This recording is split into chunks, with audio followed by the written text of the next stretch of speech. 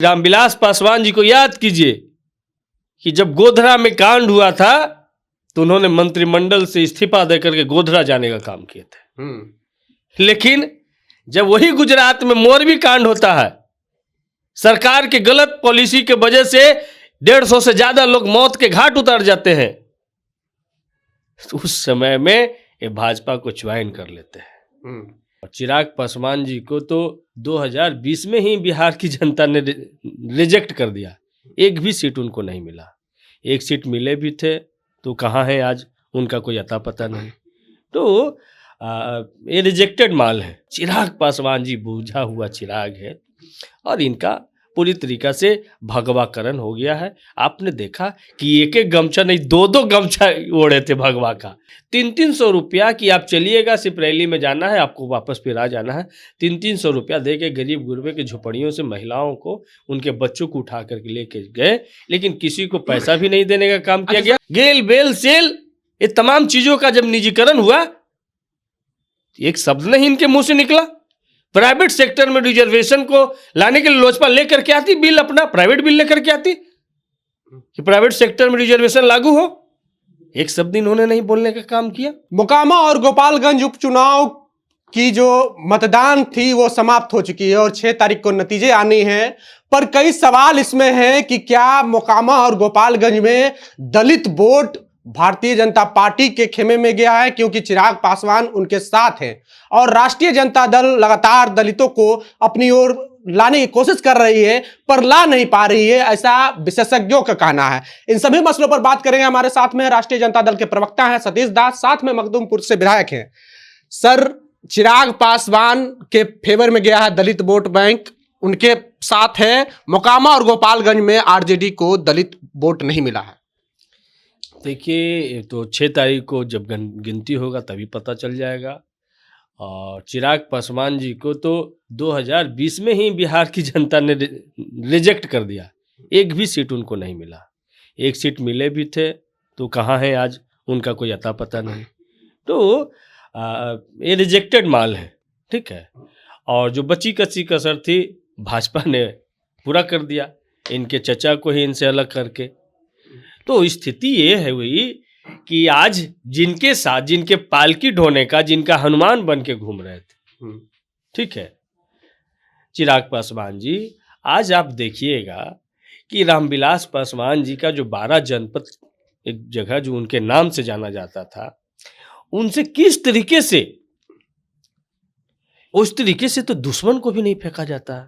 उनके मूर्ति को, उनके पोस्टर को, उनके दर्जनों जो जनता ने सम्मान दिया था, उनके मेडल्स को सड़क पे ला करके फेंक दिया गया। सर, ये बात पुरानी हो चुकी है। अब भारतीय जनता पार्टी के साथ चिराग पासवान आ चुके हैं, तो चिराग पासवान के साथ कहीं ना कहीं कहा जा रहा है कि दलित वोट बैंक उनके साथ चली गई भारतीय जनता पार्टी के साथ। बिहार के लोग इतने नादान नहीं है।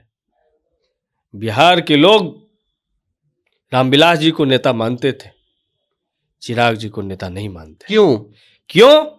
इसका मुख्य वजह है कि रामविलास पासवान जी को याद कीजिए कि जब गोधरा में कांड हुआ था तो उन्होंने मंत्रिमंडल से इस्तीफा देकर के गोधरा जाने का काम किए थे। लेकिन जब वही गुजरात में मोरबी कांड होता है, सरकार के गलत पॉलिसी के वजह से 150 से ज्यादा लोग मौत के घाट उतर जाते हैं, तो उस समय में ये भाजपा को ज्वाइन कर लेते हैं। तो रामविलास पासवान थे। चिराग पासवान जी बूझा हुआ चिराग है और इनका पूरी तरीका से भगवाकरण हो गया है। आपने देखा कि एक एक गमछा नहीं, दो दो गमछा ओढ़े थे भगवा का। एक तो भगवा गमछा लोग ओढ़ते हैं, एक तो अच्छा है, लेकिन इन चिराग पासवान जी के कंधे पर देखिएगा 2-2 गमछा ओढ़े हैं, मतलब कि जो भी कुछ सब चीज खत्म हो गया है। और चिराग पासवान जी का पूरी तरीके से इनकी पार्टी लोजपा रामविलास का भारतीय जनता पार्टी में विलय हो गया है। और बिहार की जनता, हम गोपालगंज में गए थे, वहाँ पे प्रचारित पूरा माइक से कराया गया कि निरहुआ आ रहे हैं। वहाँ पे प्रचारित कराया गया कि एक और जो उनके सांसद बने हैं रवि किशन आ रहे हैं, ठीक है। प्रचारित कराया गया कि मनोज तिवारी आ रहे हैं, और एक और महिला कोई एक्ट्रेस, उनके नाम के प्रचार किया गया है।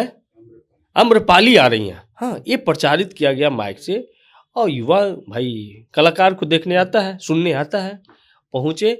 और कुछ बस्तियों में तो उन महिलाओं से हमने मिला, हम अपना वीडियो शेयर किए हैं, 300-300 रुपया कि आप चलिएगा, सिर्फ रैली में जाना है, आपको वापस फिर आ जाना है।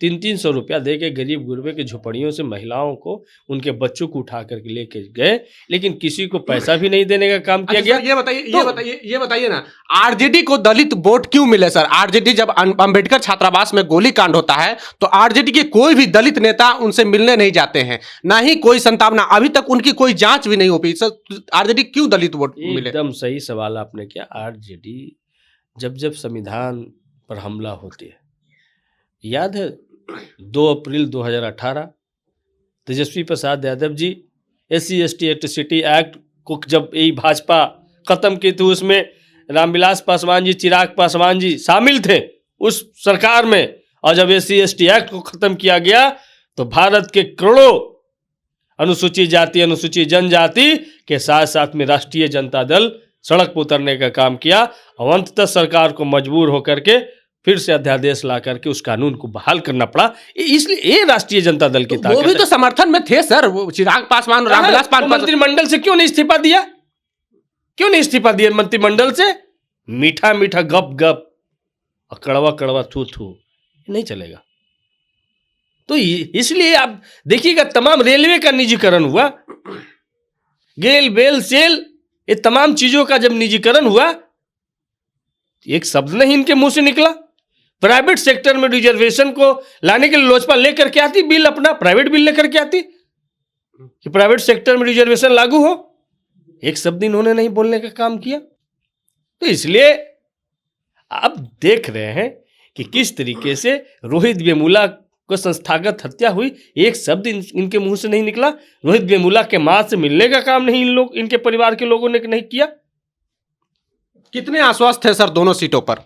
दोनों सीट हम भारी बहुमत से जीतने जा रहे हैं, और कहीं से भी चिराग जी भाजपा का पोस्टर बॉय हो सकते हैं, अब दलितों का चेहरा नहीं रहे। चलिए, तो चिराग जी भाजपा का पोस्टर बॉय हो सकते हैं, दलितों का चेहरा नहीं, ऐसा कहना है राष्ट्रीय जनता दल के प्रवक्ता सतीश कुमार दास का, जो कि मखदूमपुर से विधायक भी हैं। और लगातार जो है दावे किए जा रहे हैं कि चिराग पासवान के साथ दलित वोट जो है आने के आसार है, और वहीं 6 तारीख को नतीजा आना है, और देखने वाली बात है कि 6 तारीख को क्या होता है, किन की सरकार बनती है गोपालगंज और मोकामा में। बहरहाल बने रहें जनता जंक्शन के साथ। बहुत बहुत धन्यवाद।